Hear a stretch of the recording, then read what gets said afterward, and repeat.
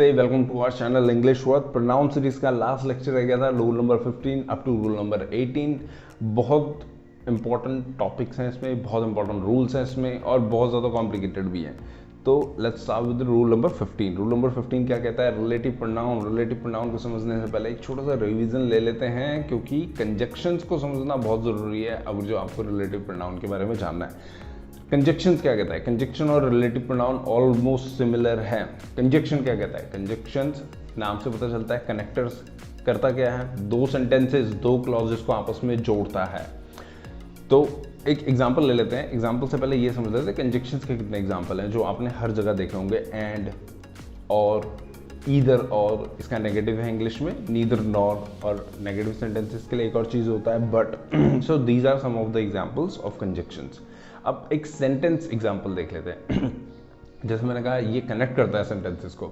सो एक एग्जांपल लेते हैं। आई लाइक कुकिंग फुल स्टॉप। आई लाइक कुकिंग फुल स्टॉप। उसके बाद आई like eating full stop. Now another sentence, अगर मैं इसके साथ एक नेगेटिव सेंटेंस भी ले लूँ तो मैं क्या बोलूँगा? I don't like to wash dishes. तो मैंने ये बोला, मैं कंजक्शन के थ्रू तीनों सेंटेंसेस को कनेक्ट करता हूँ। I like cooking and I like eating but I do not like to do dishes, या फिर I do not like to wash dishes. तो आपके तीन सेंटेंसेस हो गए, तीनों सेंटेंसेस आपके इजीली कनेक्ट हो गए कंजक्शंस के थ्रू। नाउ अब रिलेटिव प्रोनाउन और कंजक्शन बिल्कुल सिमिलर है, बस एक छोटा सा डिफरेंस है। डिफरेंस ये है कि जब भी आपका रिलेटिव प्रोनाउन होगा वो आपके एंटीसीडेंट पे डिपेंड होगा। अब आप ये ज़रूर बोलोगे कि इतना कॉम्प्लिकेटेड टॉपिक, ये नाम क्या है एंटीसीडेंट, ये किस चिड़िया का नाम है? टेंशन मतलब, बहुत अच्छे से एक्सप्लेन करेंगे। पहले एग्जांपल्स देखते हैं। आपको कंजक्शन समझ में आ गया तो रिलेटिव प्रोनाउन बहुत आसानी से समझ में आएगा। एग्जांपल्स हैं हु, हुम, व्हिच, हुज, व्हाट, दैट। ये आपने बहुत ज़्यादा देखे होंगे हर जगह। अब ये देख लेते हैं कि इनका नाम तो आपने देख लिया, इनका काम क्या है वो अच्छे से देखते हैं। पहली चीज़, टू क्लॉजेस, टू सेंटेंसेस को आपस में जोड़ते हैं। डिफरेंस क्या है कंजक्शन और इसमें, ये देखते हैं। I met John and he was returning from college. Simply मैंने ये बोला कि and he was returning from college. And क्या है? कंजक्शन है आपका। ही क्या है? यहाँ पे प्रोनाउन यूज हुआ है जॉन के लिए। बट यूजली हम ये सेंटेंसेस हम इसको यूजली फॉलो नहीं करते, इसका हम रिलेटिव प्रोनाउन के थ्रू यूज़ करेंगे इसका। और रीज़न क्या है? रीज़न ये है, I met John who was returning from college. अब यहाँ पे जब मैंने हु यूज़ करा तो हु डिपेंडेंट था किस पे? उससे पहले आने वाले नाउन या प्रोनाउन पे। उससे पहले क्या है? जॉन। जॉन क्या है? एक नाउन है। जॉन क्या है? Living thing. इसमें मैंने क्या यूज़ करा है? हु यूज़ करा है। अब यहाँ पे अगर जो नॉन लिविंग थिंग होती, for example this is the chair which was made by a famous architect, या this is the building, sorry chair किसी फेमस आर्किटेक्ट के थ्रू नहीं बनी होगी, उसके द्वारा नहीं बनी होगी। हाँ, this is the building which was made by a famous architect. तो मैंने क्या बोला? This is the building which, मैंने यहाँ पे रिलेटिव प्रोनाउन क्या यूज करा? विच was made by a famous architect. Now अब यहाँ पे ये चीज़ देखना है कि जो हु है, विच है, ये डिपेंडेंट होते हैं उनसे पहले आने वाले नाउन या प्रोनाउन पे। उनसे पहले आने वाले नाउन प्रोनाउन को क्या बोलते हैं? हम एंटीसीडेंट बोलते हैं उन्हें। ये है वो चिड़िया जिसके बारे में बता रहा था अभी। अब सबसे इंपॉर्टेंट बात ये मैं ऑलरेडी बता चुका हूँ। हु को, हु ने किसको रिप्लेस करा? एंड और ही को। एंड उसके साथ ही को प्रोनाउन, और उसके साथ बस इतना सा डिफरेंस है कि हमेशा रिलेटिव प्रोनाउन हमेशा नाउन और प्रोनाउन पे डिपेंडेंट होगा। ये हमेशा उसके बारे में, मतलब सब्जेक्ट के बारे में एक एक्स्ट्रा इन्फॉर्मेशन देगा आपको। ऑलराइट, इतना समझ में आ गया तो आगे कोई भी कन्फ्यूजन नहीं आएगा। Now related to antecedent and are dependent upon it. Exactly यही बात हमने इससे जस्ट पहले बोली थी। आई मेट जॉन। जॉन क्या है? आपका antecedent. Who was a famous student, famous child, famous whatever, कुछ भी बोल सकते हो आप। हाँ, so let's start with the first topic, first example. मैंने कुछ एग्जाम्पल्स लिए थे वहाँ पे, हु, विच, दैट, हुम, हुज। सो मैं ये सोच रहा हूँ कि हर एक एग्जाम्पल को अच्छे से समझ लेते हैं। हर एक जो टॉपिक बताया था मैंने, हु और उसके सारे सब पार्ट्स देखते हैं। नाउ इंग्लिश में सबसे ज़्यादा कंफ्यूजिंग टॉपिक माना जाता है इसको, हु और हुम में डिफरेंस को। किसी भी बुक में आप देखोगे एक सिंपल सी लाइन लिखी रहेगी आपके लिए कि who act as a subject of verb, और हुम के लिए लिखा रहेगा whom act as an object of verb या फिर ऑफ अ वर्ब, राइट। अब इसका मतलब क्या है? इसका मतलब है बहुत कॉम्प्लिकेटेड है, मुझे खुद नहीं समझ में आता था इसका मतलब। अब बहुत आसानी से देखते हैं क्या होता है। सबसे पहले एक छोटा सा रिवीजन करते हैं जो मैं यूजुअली हर टाइम करता हूँ। Now pronouns of I, I के प्रोनाउंस क्या हैं? आई अब सुनने में अजीब लग रहा हो, फर्स्ट लेक्चर में फर्स्ट स्लाइड में मैंने एक टेबल बताया था। उस टेबल में मैंने ये लिखा था कि first person singular subjective case, first person plural subjective case, first person singular, first person plural, singular और प्लूरल मैंने हर एक का बताया था, first person, second person, third person का। बस वही है, जो आपको टेबल याद नहीं है तो आपको सब कुछ कॉम्प्लिकेटेड लगेगा, बट स्टिल मैं एक रिवीजन लेता हूँ ताकि आपको कन्फ्यूजन ना हो। Now pronouns of I, I के प्रोनाउन क्या थे? First person singular subjective case. I क्या है? सब्जेक्टिव केस है। First person singular, first person plural subjective case क्या है? वी। अब आई का ऑब्जेक्टिव केस क्या है? मी। और पोजेसिव एडजेक्टिव क्या है? माय। पोजेसिव प्रोनाउन है mine, reflexive myself, but हम रिफ्लेक्सिव को यूज़ नहीं कर रहे हैं यहाँ पे। इनफैक्ट हम I, we, first person, second person किसी के प्रोनाउंस को यहाँ यूज़ नहीं करने वाले। रीज़न सिर्फ इतना है कि हर एक प्रोनाउन के हम सब्जेक्टिव, ऑब्जेक्टिव और पोजेसिव केसेस देखते आ रहे हैं। नाउ उसी ही तरीके से आपका हु के सब्जेक्टिव, ऑब्जेक्टिव और पोजेसिव केसेस है। वो क्या है? सब्जेक्टिव केस है हु, जिसकी हम बात कर रहे हैं। हुम ऑब्जेक्टिव केस है, हुज आपका पोजेसिव एडजेक्टिव केस है। अब जो डेफिनेशन बुक में लिखी रहती है उस डेफिनेशन को बहुत इजीली हम एक्सप्लेन करते हैं यहाँ पे। Who act as a subject of verb.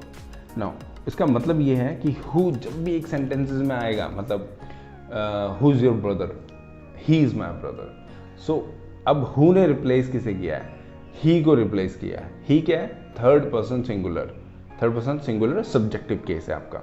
अभी जितना भी कंफ्यूजन है ना, सारा नेक्स्ट स्लाइड में दूर हो जाएगा। अभी सिर्फ इतना देखो कि हु रिप्लेस किसको कर रहा है। आप इस चीज़ को या तो समझ लो और रटने की जरूरत है भी नहीं, बहुत अच्छे से एक्सप्लेन कर रहा हूँ। हु रिप्लेस करेगा सारे सब्जेक्टिव केसेस को, first person, second, third person, सबको रिप्लेस करेगा, सिंगुलर और प्लूरल को, बोथ द केसेस, सिंगुलर और plural. I, he, she, we, they. I क्या है? First person singular subjective case, he, she है third person singular subjective case, we है first person plural subjective case, they क्या है? Third person plural subjective case. सुनने में complicated लग रहा होगा, पर जितना रिदम मेरा है उतना रिदम आपका भी आ जाएगा अगर जो आप इस चीज़ को बहुत अच्छे से देखोगे। टेबल को याद करना बहुत ज़्यादा ज़रूरी है, उसको समझाना वही वाली बात है कि मैं अगर जो बोल भी दूँ समझाना, पर उसको आपको खुद रटना ही पड़ेगा अगर जो आपको समझ में नहीं आ रहा है। टेबल हुम, मी, हिम, हर, अस, देम। अब बताने की जरूरत नहीं है कि मी, हिम, हर, हस, देम क्या है। ये ऑब्जेक्टिव केसेस हैं, फर्स्ट पर्सन, सेकंड और थर्ड पर्सन आपके ऑब्जेक्टिव केस, सिंगुलर और प्लूरल दोनों केसेस इसमें। Whose, my, his, her, our, their. तो मुझे लगता है कि मैंने बहुत, ये क्या है आपके पोजेसिव एडजेक्टिव हैं, पोजेसिव प्रोनाउंस नहीं है, पोजेसिव एडजेक्टिव हैं। सो जब भी एक सेंटेंसेस में हु आएगा वो सब्जेक्ट को रिप्लेस करेगा, हुम आएगा वो ऑब्जेक्ट को रिप्लेस करेगा, हुज आएगा तो वो पोजेसिव एडजेक्टिव को रिप्लेस करेगा। हु और हुम को हम बाद में देखेंगे, पहले हम देखेंगे हुज क्या कहता है, क्योंकि ये सबसे ज़्यादा आसान है। इंग्लिश लैंग्वेज स्किल्स के लिए भी बहुत आसान है और कॉम्पिटेटिव एग्जाम्स में इससे कभी कुछ नहीं पूछा जाता। बस इतना जान लेना, हु, हुम, हुज, ये आपके लिविंग केसेस के लिए यूज़ होगा। अगेन मैं दोबारा रिपीट कर रहा हूँ, living cases, living things, living beings. Alright, now whose मैं ऑलरेडी बता चुका हूँ किसको रिप्लेस करेगा, my, his, her, ours, their. Now our, not our, sorry, possessive adjective cases होता है ये, इसका प्लस नाउन यूज़ करेंगे। अब मैं दोबारा से एग्जांपल लेता हूँ, हुज बर्थडे इट इज़। अब इसका एग्जांपल क्या आएगा? मैंने पहले ही बोला था हुज किसको रिप्लेस करेगा, हमेशा आपका पोजेसिव एडजेक्टिव केसेस को रिप्लेस करेगा। Whose birthday it is. अब यहाँ पे आप हु की जगह कुछ डालोगे, हु की जगह आंसर डालोगे तो क्या डालोगे? It is my birthday, it is his birthday, it is her birthday, it is their birthday, it is our birthday, right. हमेशा क्या डालोगे आप? पोजेसिव एडजेक्टिव केसेस इसके जगह। सेकंड एग्जाम्पल देखते हैं, whose house is on the GMS road. अच्छा, मैं जानता हूँ अभी आपको थोड़ा सा कन्फ्यूजन होगा कि आप ये क्वेश्चन मार्क वाले सेंटेंसेस के एग्जांपल्स क्यों ले रहे हैं। क्वेश्चन मार्क वाले रिलेटिव प्रोनाउन की तरह तो यूज़ नहीं हो रहे हैं, वो तो इंटेरोगेटिव सेंटेंसेस हैं, बिल्कुल सही कहा। बट रिलेटिव प्रोनाउन को समझने से पहले इंटेरोगेटिव समझना बहुत ज़रूरी है, क्योंकि इंटेरोगेटिव के ही बेसिस में आप रिलेटिव प्रोनाउन को बहुत अच्छे से समझ पाओगे। और जो ट्रिक है जो मैं आपको बताने वाला हूँ वो सिर्फ और सिर्फ इंटेरोगेटिव के बेसिस में ही बनती है रिलेटिव प्रोनाउन की। So second sentence, whose house is on the GMS road, that house is mine, या फिर that is my house, that is his house, that is her house, या फिर that is their house. Those are their house. जब आप plural की बात करोगे तो दोज हो जाएगा। ऑलराइट, तो आई गेस आपको ये समझ में आ गया पोजेसिव एडजेक्टिव कहाँ यूज़ करना है। Now whose are these gloves, these are my gloves, these are her gloves, these are their gloves.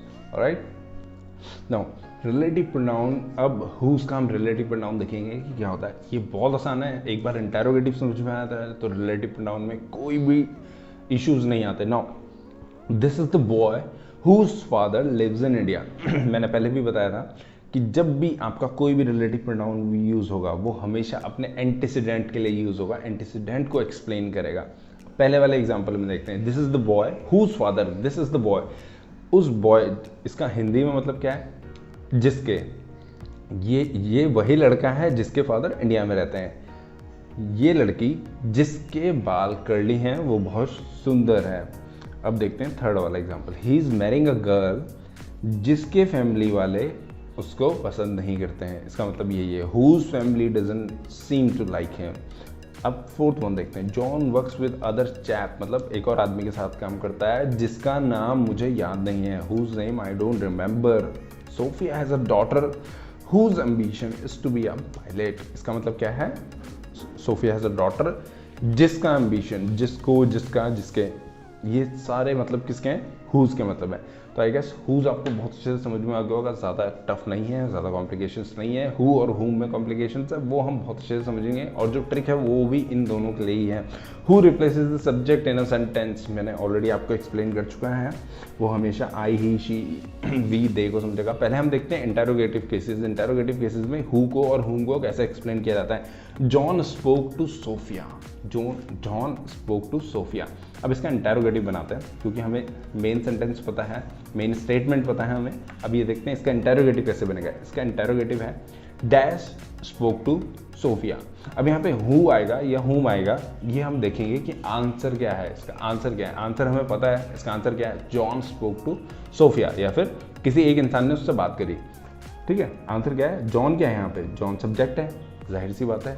किसी ने जब भी सब्जेक्ट, एक सिंपल सा स्ट्रक्चर था ना, subject plus verb plus object, तो जॉन स्पोक, स्पोक क्या हो गया आपका, वर्ब हो गया, ऑब्जेक्ट सोफिया। किससे बात करी, जॉन ने सोफिया से बात करी। तो एक्शंस करने वाला हमेशा क्या होता है, सब्जेक्ट होता है। जॉन क्या यहाँ पे सब्जेक्ट है, तो जॉन के लिए अगर जो मैं प्रोनाउन यूज़ करूँगा तो प्रोनाउन क्या यूज़ करूँगा, जॉन के लिए ही यूज़ करूँगा, जाहिर सी बात है। अगर जो वो फीमेल होती, वो रीता होती, शीता होती, या फिर कोई और लड़की होती, तो मैं शी यूज़ करता।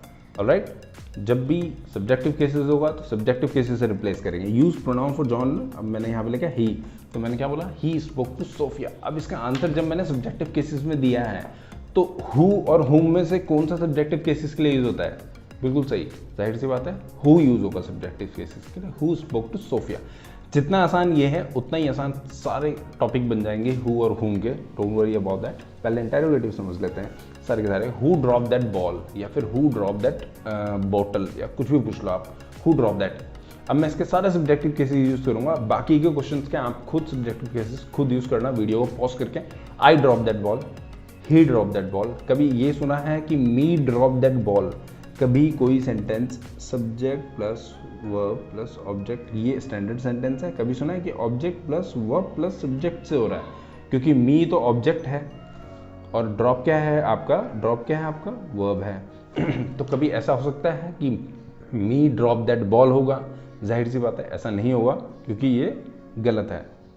अब ये देखते हैं कि इसके और केसेस क्या बनते हैं, she drop that ball, he drop that ball. अगर जो प्लूरल की बात करी जाए तो वी ड्रॉप दैट बॉल या they drop that ball, simple सी बात है। Who is writing the exam, exam कौन लिख रहा है, हुम क्यों नहीं आया यहाँ पे, क्योंकि जो इसका आंसर है उसके सारे जितने भी आंसर्स होंगे सारे सब्जेक्टिव केसेस में होंगे। I am writing the exam, he is writing the exam, she is writing the exam, they are writing the exam. I guess आपको समझ में आ गया होगा, who spoke to Sophia, John spoke to Sophia या he spoke to Sophia. अब मैं इसका एक स्टेटमेंट दूंगा और स्टेटमेंट का एक इंटेरोगेटिव बनाऊंगा ताकि आपका ये स्ट्रक्चर कंक्रीट हो जाए। हुम में हम इतने सेंटेंसेस नहीं लेने वाले, छोटे से कम सेंटेंसेस लेंगे ताकि आपको आसानी से जब यहाँ पे कवर हो जाएगा वहाँ जरूरत नहीं पड़ेगी। He broke the window, he broke the window, he क्या है यहाँ पे सब्जेक्ट है, ही ब्रोक, ब्रोक क्या है, वर्ब है आपका, ही broke the window, the window क्या है आपका, ऑब्जेक्ट है। सब्जेक्ट से शुरू हो रहा है सेंटेंस, इसका इंटेरोगेटिव बनाऊंगा तो कैसे बनाऊंगा, हु ब्रोक द विंडो या हुम क्या आएगा यहाँ पे, जाहिर सी बात है हु आएगा, क्यों, ही सब्जेक्ट है, नाउ रिलेटिव प्रोनाउन, हु का रिलेटिव प्रोनाउन का केस अभी तक हमने सिर्फ इंटेरोगेटिव देखा था। इंटेरोगेटिव क्यों इंपॉर्टेंट था वो अब हम समझेंगे रिलेटिव प्रोनाउन के ऊपर। This the boy who works hard, अब मैंने कलर कोडिंग यूज़ करी है, आपको कुछ नहीं करना, समझने के लिए आप जितने भी कलर कोडेड में ब्लू कलर की लाइंस हैं उसको आपको इंटेरोगेटिव सेंस में आंसर करने की कोशिश करनी है, या उसमें हु को रिप्लेस करना है। हु को जब भी आप रिप्लेस करोगे, this is the boy and, या फिर यहाँ पे क्या लिखोगे, ही वर्क्स हार्ड। हु को रिप्लेस किससे करोगे, या हु का आंसर क्या होगा, who works hard, he works hard, जाहिर सी बात है यहाँ पे। I like the students who are sincere, अब हु का आंसर यहाँ पे क्या होगा, दे आर सिंसियर या फिर we are sincere. Us are sincere नहीं हो सकता, अस आर सिंसियर क्यों नहीं हो सकता, अस ऑब्जेक्टिव केस है, अस आर सिंसियर कभी नहीं होगा यहाँ पे, जाहिर सी बात है, ऑब्जेक्ट से कोई भी सेंटेंसेस शुरू नहीं होता है। It was my friend who stole the pen, it was my friend and he और she stole the pen. He और शी आपका क्या है, सब्जेक्टिव केस है, थर्ड पर्सन सब्जेक्टिव केस, तो हमें पता नहीं उसका फ्रेंड मेल है या फीमेल है, तो ही और शी में से दोनों ही आंसर हो सकता है। आई लाइक द गर्ल, अब जाहिर सी बात है यहाँ एक लड़की की बात हो रही है। आई like the girl who is in my class, अब मैं इसका इंटेरोगेटिव बना के इसका आंसर दूंगा तो मैं क्या बोलूँगा, she is in my class, जाहिर सी बात है, and she is in my class. इससे आपको पता चल गया कि सब्जेक्टिव केसेस की बात हो रही है, तो हु यहाँ पे सही है। आई hate the boy who rain away with my brother, अभी इसमें अगर जो कॉम्प्लिकेशंस आ भी रहा है तो नो वरीज अबाउट दैट। जैसे आपका होम का टॉपिक कंप्लीट हो जाएगा उसके बाद आपको एक ट्रिक शेयर करूँगा, बहुत ज़्यादा अच्छी है, बहुत ज़्यादा हेल्पफुल है किसी भी एग्ज़ाम की बात करें आप तो। I hate the boy who ran away with my brother, so इसका आंसर अगर जो मैं दूंगा इंटेरोगेटिव बना के, तो he ran away with my brother. Simple सा आंसर है। जब भी आप यहाँ पे हु को देखोगे या कोई स्टेटमेंट देखोगे, उस स्टेटमेंट में अगर जो एक सब्जेक्टिव केसेस है उसको आपको इंटेरोगेटिव बनाना है तो आप हमेशा हु से रिप्लेस करोगे सब्जेक्ट को, और सिमिलरली जब आप अपोजिट देखोगे, एक इंटेरोगेटिव केस देखोगे, उसका आंसर दोगे तो हमेशा सब्जेक्टिव केस से रिप्लेस करोगे। नाउ अब हुम की बात देते हैं। हुम अगेन एक ऑब्जेक्ट का काम करेगा, एक वर्ब के लिए एक ऑब्जेक्ट का काम करेगा जो हमेशा स्ट्रक्चर में होता है। इसका मतलब क्या है, subject plus verb plus object. तो हमेशा हुम क्या काम करेगा, हुम ये है आपका हुम, ऑलराइट। तो हुम आपका एक ऑब्जेक्ट की तरह काम करेगा, वर्ब के ऑब्जेक्ट की तरह काम करेगा। अब ये देखते हैं इसका कहने का मतलब क्या है। इसके कहने का मतलब मैं ऑलरेडी आपको एक बार बता चुका हूँ, मी, हिम, हर, अस, देम। हमेशा एक स्टेटमेंट होगी, उस स्टेटमेंट में अगर जो आप किसी ऑब्जेक्टिव केस को रिप्लेस करोगे तो हमेशा हुम से रिप्लेस करोगे, और किसी इंटेरोगेटिव में अगर जो हुम लिखा है तो उसको रिप्लेस करोगे ऑब्जेक्टिव केसेस से। जॉन स्पोक टू या जॉन स्पीक टू सोफिया नहीं आएगा, जॉन स्पोक टू सोफिया, हम पास्ट की बात कर रहे हैं। John spoke to Sophia. अब इसका इंटेरोगेटिव बनाना है तो dash did John spoke to. हमें स्टेटमेंट पता है तो हम आंसर कर सकते हैं सोफिया स्पोक टू जॉन, या sorry John spoke to Sophia, हमें ये बात पता है अच्छे से। अब ये देखते हैं कि सोफिया क्या है यहाँ पे, जाहिर सी बात है जॉन वो है जिसने एक्शन किया, एक्शन रिसीव किसने किया, सोफिया ने किया। तो सोफिया क्या है यहाँ पे, ऑब्जेक्ट है। तो ऑब्जेक्ट सोफिया क्या है, एक फीमेल है, third person singular subjective case है। तो वहाँ पे सोफिया की जगह आप क्या यूज़ करोगे, हर यूज़ करोगे। तो जॉन स्पोक टू हर, जाहिर सी बात है हर क्या है, ऑब्जेक्टिव केस है। तो मैंने अभी जस्ट बताया था, जब भी ऑब्जेक्टिव केसेस को इंटेरोगेटिव में रिप्लेस करोगे तो किससे रिप्लेस करोगे, हुम से रिप्लेस करोगे। तो यहाँ पे क्या आएगा, whom did John spoke to.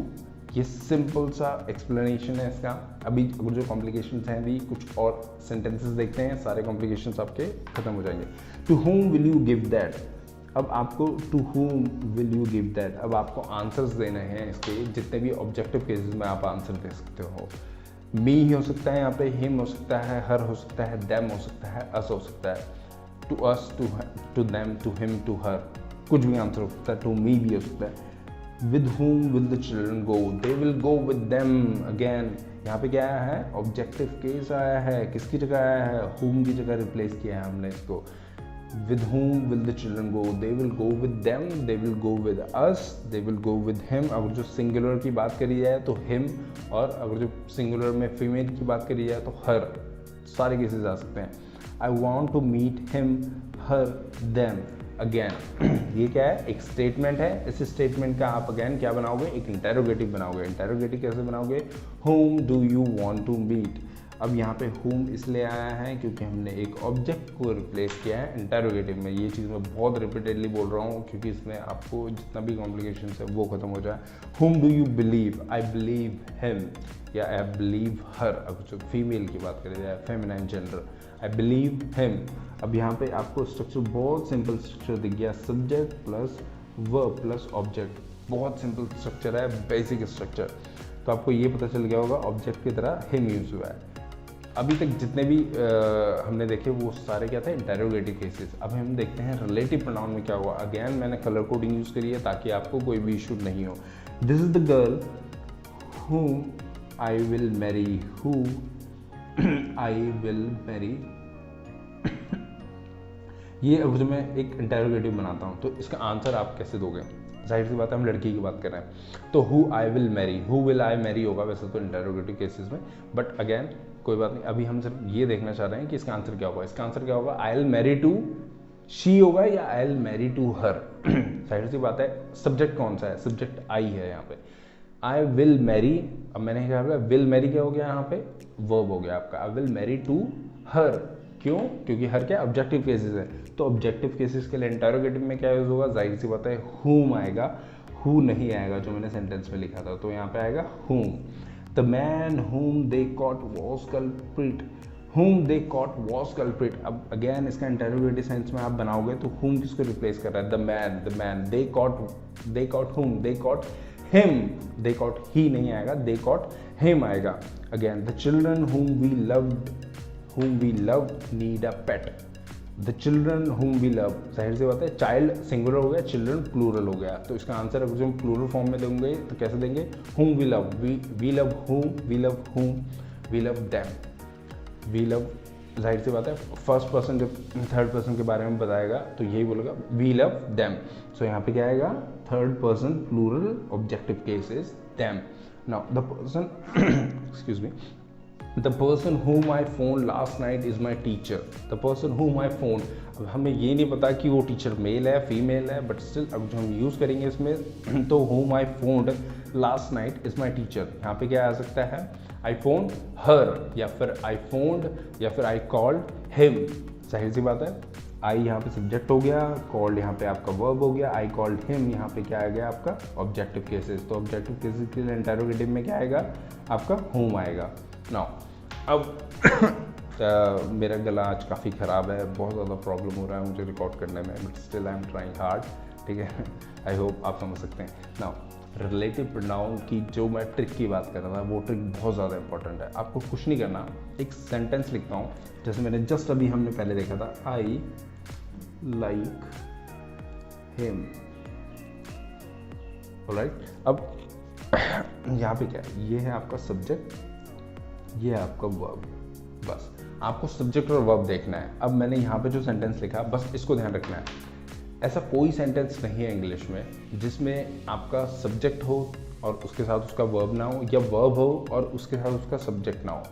हमेशा याद रखना सब्जेक्ट को एक वर्ब की ज़रूरत है और एक वर्ब को एक सब्जेक्ट की ज़रूरत है। ठीक है, ये छोटा सा ट्रिक है, बस आपको ये याद रखना है कि मैं बोलना क्या चाह रहा हूँ। अब सिंपल सी बात है, आपको ये पता चल गया सब्जेक्ट को ऑब्जेक्ट, सब्जेक्ट को वर्ब चाहिए, वर्ब को सब्जेक्ट चाहिए। ऐसा कोई भी सेंटेंस नहीं होगा जिसमें आप ये देखेंगे कि सब्जेक्ट नहीं है, वो इम्प्लाइड सब्जेक्ट होगा।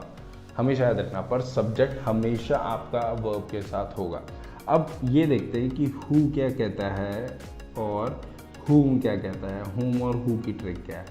जब भी आप हु का स्ट्रक्चर देखोगे, चलो पहले एक सेंटेंस देखते हैं पहला वाला, उसमें हम टोटल वर्ब्स ढूंढेंगे कितने वर्ब्स हैं।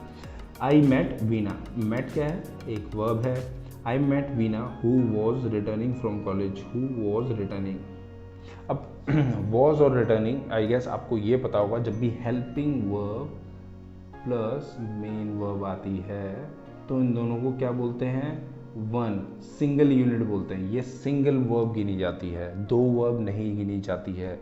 ठीक है, तो यहाँ पे कितनी वर्ब्स होगी? एक वर्ब ये होगी I met Veena who was returning, ये दोनों क्या होगी? एक वर्ब होगी। ये टोटल मिला के दो वर्ब होगी। अब मैंने ट्रिक में ये बोला था कि जब भी एक सब्जेक्ट हो उसके साथ एक वर्ब होगा, और वर्ब होगा तो उसके साथ एक सब्जेक्ट होगा। अब ये ढूंढते हैं कि हर एक वर्ब का सब्जेक्ट क्या है। आई मेट, मेट का और सब्जेक्ट क्या है? आई।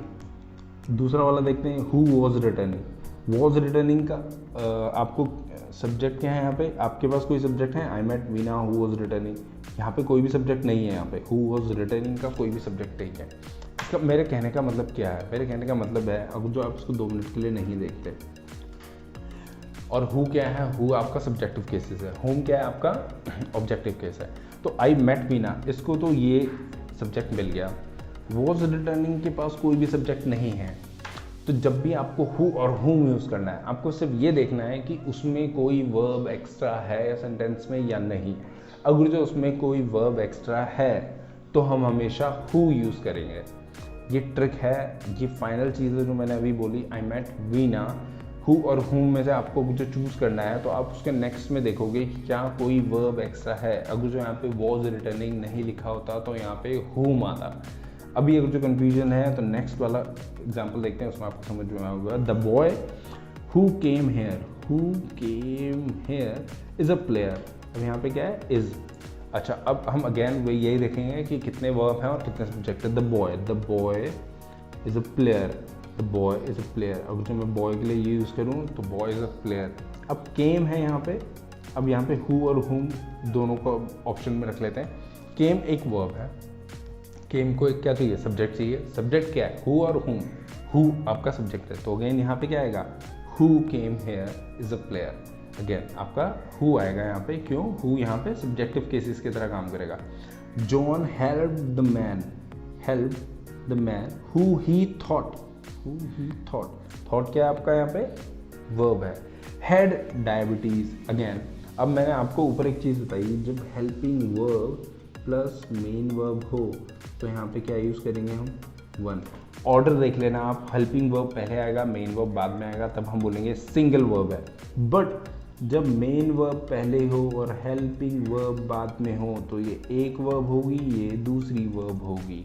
ये एक फैक्ट है, छोटा सा, सुनने में कंफ्यूजिंग लग रहा होगा, देखने में नहीं लगेगा आपको। Help one verb, thought second verb, head तीसरा वर्ब। अब जॉन हेल्प, जॉन को क्या मिल गया? वर्ब मिल गया, वर्ब को सब्जेक्ट मिल गया। The man who he thought, तो अगेन सब्जेक्ट को वर्ब मिल गया, वर्ब को सब्जेक्ट मिल गया। हैड डायबिटीज, अब हेड के लिए शायद यहाँ पे कोई दूसरा चीज़ है नहीं, दूसरा सब्जेक्ट यहाँ पे है नहीं।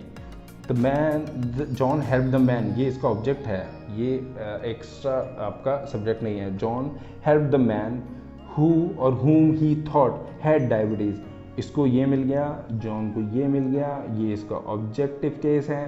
तो यहाँ पे इस हेड के साथ क्या है? हेड के साथ आपका क्या है? वर्ब थर्ड के साथ आपका कोई भी सब्जेक्ट नहीं है, तो सब्जेक्ट नहीं है। हु और whom में से क्या आएगा? हु आएगा, साइड सी बात है, जो अभी तक मैं बोलते आ रहा हूँ। नाउ अब whom के केसेस देखते हैं। पहला सेंटेंस देखेंगे, उसमें हम टोटल वर्ब्स ढूंढेंगे। अगर जो उसमें वर्ब और सब्जेक्ट पूरे हो रहे हैं तो सेंटेंस में हु आएगा, और अगर जो उसमें एक्स्ट्रा वर्ब नहीं है तो वहाँ पे हुम आएगा। अब देखते हैं मैं कहने के चाह रहा हूँ। आई हैव क्या है? आपका वर्ब है। I have a daughter, who और हुम ये दोनों के दोनों यहाँ पे अभी ऑप्शन है, स्लैश कर लेते हैं। I love very much, I love very much, I have, I love very much. इसके अलावा यहाँ पे कोई वर्ब है? यहाँ पे कोई भी वर्ब नहीं है। तो यहाँ पे जब वर्ब नहीं है, यहाँ वर्ब को सब्जेक्ट और सब्जेक्ट को वर्ब ऑलरेडी मिल चुका है। आई हैव को मिल चुका है, आई हैव अ डॉटर ये इसके साथ है। I love very much, I love very much, very much आपका एडवर्ब है, एडवर्ब को छोड़ दो आप, एडवर्ब के बारे में हम नहीं पढ़ रहे हैं यहाँ पे। तो हु और हुम में से क्या आएगा? जब सब्जेक्ट के पास वर्ब है, वर्ब के पास सब्जेक्ट है, यहाँ पे एक्स्ट्रा कुछ नहीं है, तो वहाँ पे आपका क्या आएगा? हमेशा आपका वहाँ पे हुम आएगा। तो आई गेस आपको ये समझ में आ गया होगा, यहाँ पे पेयर पूरा है, हमेशा याद रखना है। यहाँ पे पेयर आपको पूरा मिलेगा, यहाँ पे आपको सिंगल मिलेगा, यहाँ पे आपको एक सिंगल एक्स्ट्रा वर्ब मिलेगा, यहाँ पे हमेशा पेयर में मिलेगा, होम में। बस इतनी सी ट्रिक है। The girl whom we have selected, again helping verb, main verb. तो यहाँ पे क्या है? एक यूनिट मानी जाएगी। द गर्ल हु और हुम दोनों केस ले लेते हैं यहाँ पे। Whom we have selected in our team are playing, ये अगेन क्या हो गया आपका? Helping verb plus main verb. Are playing दो वर्ब हो गए, हॉकी इन द फील्ड। अब देखते हैं, the girl whom we have selected, we have, we को मिल गया verb. The girl whom we have selected, the girls are playing hockey in the field, यही होगा ना इसमें, जाहिर सी बात है। अगर जो आप इस सेंटेंस को बीच से हटाते हो तो यहाँ पे the girls are playing hockey in the team, ये कंप्लीट है आपस में। इसमें 2 वर्ब हैं, 2 सब्जेक्ट हैं। मेरे कहने का मतलब ये है कि 2 वर्ब 2 सब्जेक्ट हैं, पेयर कंप्लीट है। पेयर कंप्लीट है तो हु और हुम में से क्या आएगा, हुम आएगा। लास्ट वाला लगते हैं ही वॉज टॉकिंग, ये अगेन फर्स्ट एक वर्ब हो गया, he was talking of the women who और हुम ही सेड, पूरा पेयर हो गया। ही मेट, पूरा पेयर हो गया। पूरा पेयर हो गया तो यहाँ पे क्या आएगा, हुम आएगा। तो आई गेस आपको हु और हुम में बहुत अच्छे से डिफरेंस पता चल गया होगा। मेरा गला खराब है, बहुत दिक्कत हो रही है बोलने में, but still I am trying hard, really hard, ताकि आपको समझ में आ जाए। नो, रिलेटिव प्रोनाउन, जब विच की बात करी जाए, विच बहुत आसान है, कोई कॉम्प्लिकेशंस नहीं है, बट क्योंकि ये पार्ट है रिलेटिव प्रोनाउन का, इसलिए इसमें लेना था। इसमें आपको सिर्फ एक चीज़ में ध्यान देना है, जो इसका पॉजेसिव एडजेक्टिव केसेस है। अगेन मैंने आपको पहले बताया था, जब first person singular subjective case, plural case, जो भी बात करोगे आप, सिंगुलर और plural, first person, third person, second person के जब आप सब्जेक्ट, ऑब्जेक्ट और पॉजेसिव केस देखोगे, same is the case with relative pronouns. Who का हमने देख लिया, हु, हुम, हुज। विच का देखेंगे, विच सब्जेक्टिव है, विच ऑब्जेक्टिव और उसका पॉजेसिव एडजेक्टिव। ये हमारा हमेशा नॉन लिविंग थिंग्स के लिए यूज होगा, एनिमल्स, बर्ड या बिल्डिंग, नॉन लिविंग थिंग जो भी चीज़ें आपकी। This is the animal which gives us milk. Simple सी बात है, हम रिलेटिव प्रोनाउन एनिमल की बात कर रहे हैं। मैंने एक एग्जांपल लिया था चेयर का या फिर एक फेमस बिल्डिंग का। This is the building which was made by a famous architect. मैंने ये यूज किया था ना, this is the building which was made by, या this is the bird which can fly, this is the house which my father built, this is the chair which is quite comfortable, this is the fridge which works really cool, या फिर आप कुछ भी use कर सकते हैं। My purpose is, मैं आपको ये बता रहा हूँ, जब भी आप नॉन लिविंग थिंग्स यूज़ करोगे, एनिमल्स यूज़ करोगे, या फिर जो भी आप चीज़ यूज़ करोगे जिसका जेंडर आप नॉन लिविंग थिंग्स में कंसिडर कर सकते हो, वहाँ पे आपको क्या यूज़ करना है, विच यूज़ करना है। अब ये देखते हैं विच वाले में कॉम्प्लिकेशंस कहाँ पे आता है, जिसमें लोग यूजली कंफ्यूज होते हैं, वो है ऑफ विच। ऑफ विच क्या है, एक पोजेसिव एडजेक्टिव केस है रिलेटिव प्रोनाउन विच का।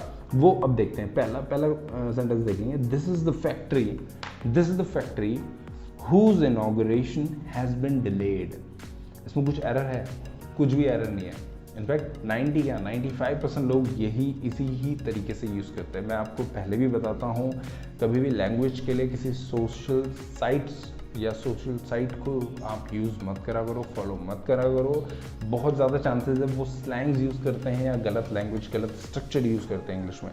दिस द फैक्ट्री, अब इसको हिंदी में देखोगे तो आपको ऐसा लगेगा ये वही फैक्ट्री है जिसका इनॉग्रेशन डिले हो चुका है। इनॉग्रेशन मतलब क्या होता है, हिंदी में बोलते हैं आपका उद्घाटन, शायद जब चीज़ को फर्स्ट टाइम यूज़ करते हैं, बिल्डिंग को रिबन कटिंग होता है ना आपका, सेम वही चीज़।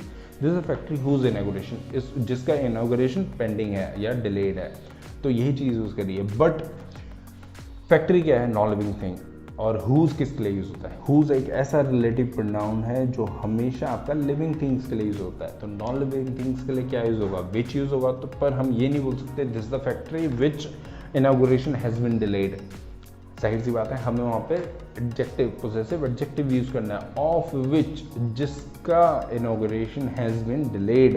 This is the factory of which inauguration has been delayed, this is the factory the inauguration of which has been delayed. दोनों स्ट्रक्चर यूज हो सकते हैं यहाँ पे। तो ऑफ विच को आई गेस आपको यूज करना आ गया वो, this is the factory of which inauguration has been delayed. Another example, the table of which legs are broken is mine. जो टेबल है जिसके चेयर के पाए टूट गए हैं, वो चेयर किसकी है, मेरी है। एक और एग्जांपल देखते हैं, ये चीज़ वही है, हुज पर्सन्स के लिए यूज होगा, लिविंग थिंग्स के लिए, ऑफ विच आपका लाइफलेस ऑब्जेक्ट्स, लाइफलेस थिंग्स के लिए यूज होगा। एक और example, I saw watch dial of which was made of gold. मैंने एक ऐसी घड़ी देखी जिसके डायल्स थे, जो आपकी सुइयाँ, घड़ियों की सुइयाँ होती है, वो आपकी गोल्ड से बनी हुई थी।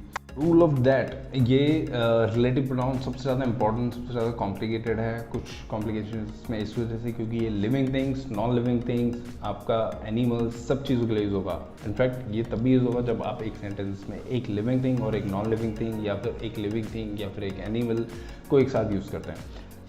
सुनने में बहुत कॉम्प्लिकेटेड लग रहा है, एग्जांपल्स देखेंगे बहुत आसानी समझ में आ जाएंगे। बहुत सारे एग्जांपल्स यूज़ करें मैंने। पहली चीज़ सुपरलेटिव डिग्री के साथ यूज़ होगा। सुपरलेटिव डिग्री के बारे में बता देता हूँ आपको।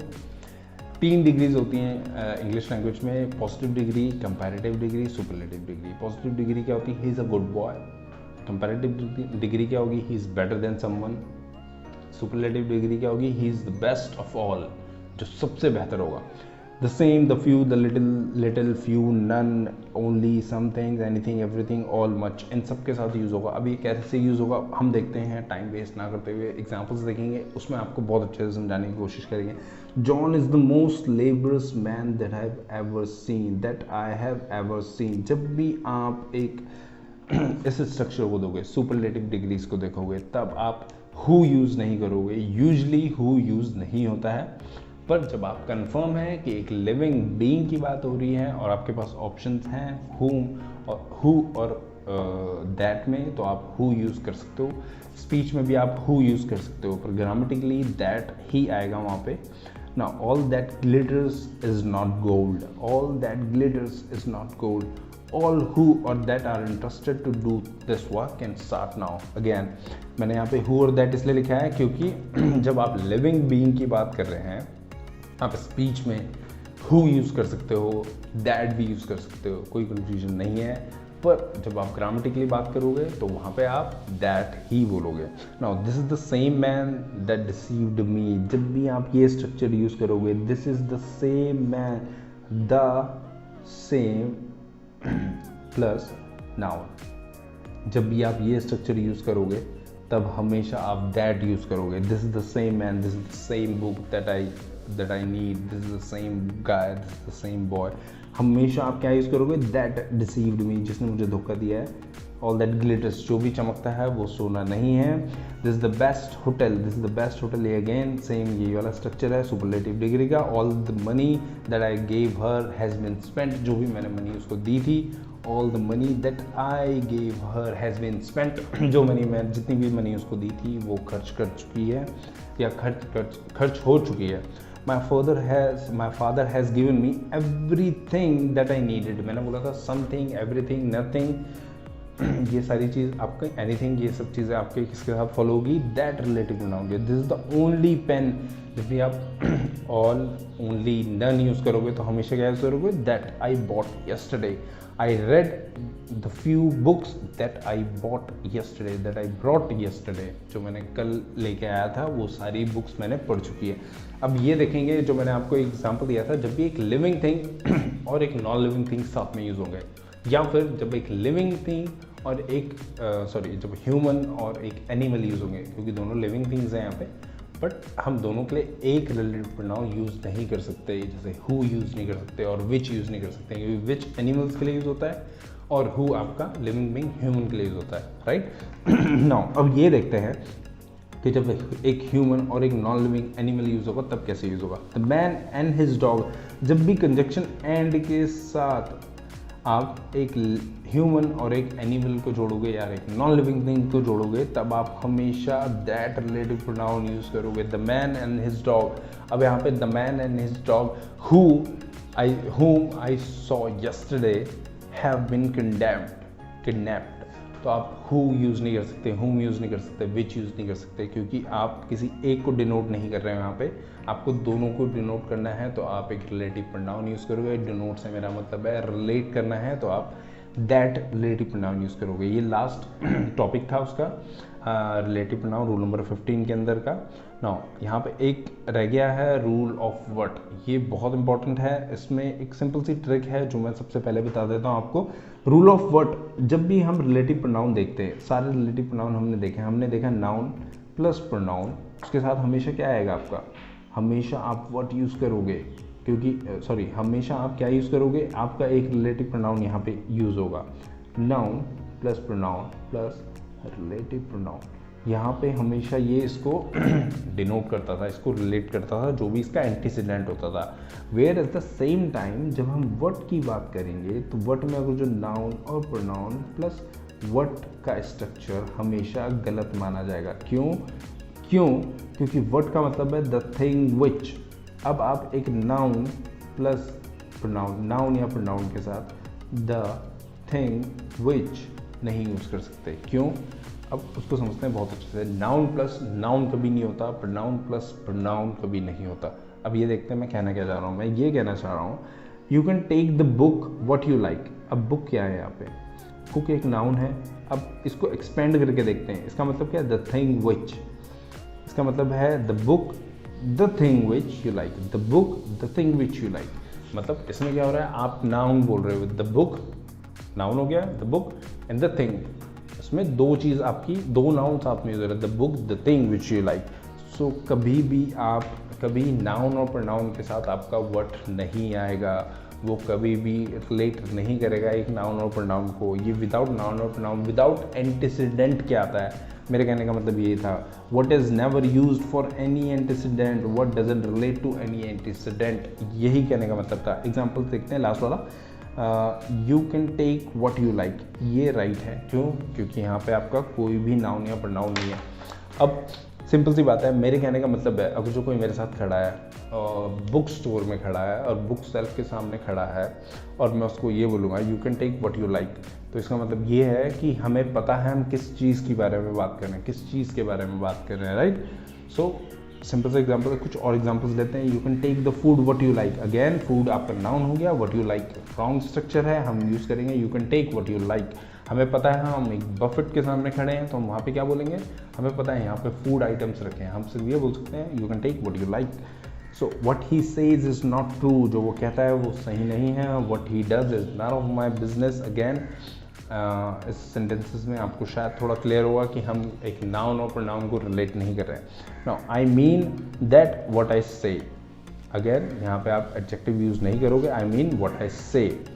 That what can not be cured must be endured, again यहाँ पे आप कुछ भी यूज़ नहीं करोगे, कोई भी एंटीसीडेंट नहीं आएगा, नाउन प्रोनाउन एडजेक्टिव कुछ नहीं आएगा आपका, जब भी आप व्हाट रिलेटिव प्रोनाउन यूज करोगे। What can not be cured must be endured, now endured relative pronoun. Last आपका टॉपिक है, सॉरी सेकंड लास्ट आपका, each other one another. Now denote mutual relationship between, each other क्या है, जब भी आप दो लोगों की बात करोगे, और वन अनदर जब भी होगा जब आप दो से ज़्यादा लोगों की बात करोगे, ज़्यादा चीज़ों की बात करोगे, वो living thing non living thing दोनों ही हो सकती है। Now he was so afraid that his knees knocked each other, क्यों, क्योंकि हमें यहाँ पे हमने फिक्स आपको बहुत सारे सेंटेंसेस होंगे जहाँ पे आपको इम्प्लाइड नंबर मिलेगा, या फिर आपको वहाँ पे लिखा हुआ नहीं मिलेगा कि वो दो चीज़ें ही हैं। हिज नीज हमें पता है दो ही होती हैं, घुटने कितने होते हैं, जाहिर सी बात है दो ही होते हैं सभी के, अगर जो इंसान है जानवर नहीं है तो। After the farewell the student bade one another good bye, यहाँ पे गुड बाय, यहाँ पे ईच अदर क्यों नहीं आया, क्योंकि जाहिर सी बात है हम स्टूडेंट्स की बात कर रहे हैं, फेयरवेल में दो स्टूडेंट्स तो नहीं होंगे, उससे ज़्यादा ही होगा। John and I love each other, John and I love each other, क्योंकि यहाँ पे दो लोगों की बात हुई है। Now all the three of them agree with one another, क्यों आया यहाँ पे, क्योंकि थ्री ऑफ देम की बात करी है हमने। सो ये बहुत ईजी था, इसमें सच कोई इतना बड़ा कॉम्प्लिकेशंस नहीं था, but still. Now use of which, हम विच को नॉन लिविंग थिंग्स के साथ यूज कब कर सकते हैं, इस वजह से इस रूल को सेपरेटली समझाने की कोशिश करी है, सेपरेटली लिखा है मैंने। अब ये देखते हैं विच कब यूज हो सकता है, हु की रिप्लेसमेंट में हु कब आएगा। हु आपका हमेशा लिविंग बींग्स के साथ यूज होता है, राइट। सो जब भी आपके पास चॉइस हो दो और दो से ज़्यादा चीज़ों के बीच में या ज़्यादा इंसानों के बीच में, तब आप क्या यूज़ करोगे, विच को यूज़ करोगे। कैसे, of the two sisters which is more intelligent, who is more intelligent हम नहीं यूज़ कर सकते, क्यों, क्योंकि आपके पास चॉइस है दो के बीच में। सुनने में अजीब लग रहा है पर ग्रामेटिकली ये 100% सही है, और एग्जाम्स में भी आपको इसी पैटर्न को फॉलो करना है, स्पीच में भी obviously. Now of the two sisters which is more intelligent, हमेशा हु कभी नहीं आएगा यहाँ पे, जब भी आपका कंपैरेटिव हो या फिर आपका चॉइस हो, दोनों चीज़ बोल रहा हूँ, कंपैरेटिव और choice. Now which is your father in the crowd, again जब आप पूछ रहे हो चॉइसेस हैं यहाँ पे आपके पास, तब आप विच यूज़ करोगे, which is your father, which is your mother, which is your brother in the crowd, या which is your brother in the class. Now which is the better, अब मैंने आपको जस्ट बताया था अभी थोड़ी देर पहले, कंपैरेटिव चीज़ हो या फिर चॉइसेस हो, दोनों में आप विच यूज़ करोगे, ह्यूमन के लिए भी। अब which is the better of the two sister, which is the better of the two dancers in our society, which is the better, यहाँ पे आएगा द बेटर हमेशा, the better, which is the better of the two dancers in our society. Again आपका यहाँ पे comparative degree है, comparative क्यों है, बेटर आया आपका, है ना, तो बेटर क्या है आपका, कंपैरेटिव डिग्री है।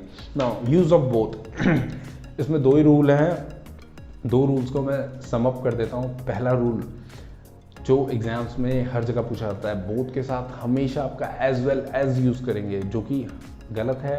स्ट्रक्चर हमेशा ये कहता है कि बोथ के साथ एंड यूज होगा। बोथ का मतलब क्या है? बोथ का मतलब है हम दो लोगों की बात कर रहे हैं, both Ram and Rahim. Both Ram as well as Rahim use करेंगे एग्जाम्स में, जो कि इनकरेक्ट है ग्रामेटिकली। सेकंड चीज, जब मैं ये बोलूँगा both Ram and Rahim are not going to the market, तो मैंने यहाँ पे क्या यूज़ करा? बोथ राम एंड रहीम, यहाँ तक तो सही था। Both Ram and Rahim are not going to the market, हमेशा याद रखना बोथ कभी नेगेटिव सेंस के लिए नेगेटिव सेंटेंसेस में यूज़ नहीं होगा। दो रूल्स थे, दोनों मैंने सम अप कर दिए। दोनों चीज़ मैंने यहाँ पे, both should be followed by and not by as well as. Negative is avoided with both. Both you and my brother are going to attend her marriage tomorrow. जो चीज़ मैंने अभी बोली थी वही है। Both of them are not going, again negative नहीं आएगा, तो इसको नेगेटिव को कैसे यूज़ करेंगे? मैंने पहली स्लाइड में ये बताया था कि कंजक्शंस हैं नीदर नॉर ईदर और, तो हम यहाँ पे कौन सा कंजक्शन यूज़ करेंगे? नीदर नॉर, क्योंकि यहाँ पे क्या है, हम नेगेटिव की बात करें। Neither of them is going to the party या is going there, neither of them is going there. Both is not used with negative sentences. Both of them are learning English. Both of them are not learning English. Again ये वाला sentence गलत है, क्यों? क्योंकि negative नहीं use करते। Neither of them is learning English. So I guess relative pronoun के ऊपर जितने भी डाउट्स थे मैंने क्लियर किए होंगे। मेरी आवाज़ आज बहुत ज़्यादा ख़राब है, मुझे बहुत दिक्कत हो रही है, मैंने पहले भी आपको बताया, इसलिए चीज़ें समझने में, बताने में, समझाने में दिक्कत हो रही है। ओके, मिलते हैं नेक्स्ट लेक्चर में, बाय बाय।